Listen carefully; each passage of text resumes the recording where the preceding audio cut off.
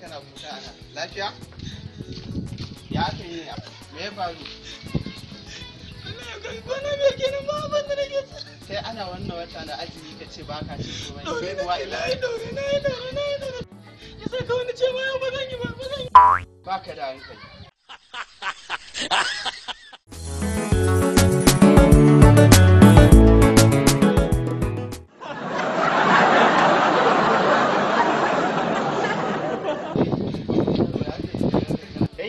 haka na ganka zaune nan gurin. Wallahi yau ce ya ce da na gaba. Wai ni ma garin nan jin sa nake aboki na sai na shaka ka ce kuka asinewa bai kamata ka ji irin wannan kukan ba. Addu'a za ka zauna kai ka fito kan layi kowa yana kallon ka. Mutuwa ba komai ba kuma kake kuka. Me yake damun ka?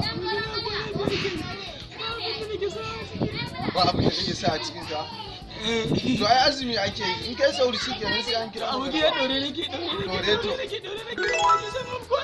ba ka azumi yanzu sai wannan taimakon ya so maka a rayuwa to kira tsinkwai kaman guda 5 da kuma katan in lemo guda 5 kuma kaji ko guda 10 ne da maltina katan 5 da buhun shinkafa 2. To kai yanzu dukkani zan baka wannan da kuma kayan shayi da pig katan 5 da kuma na gada min da 40,000 ne.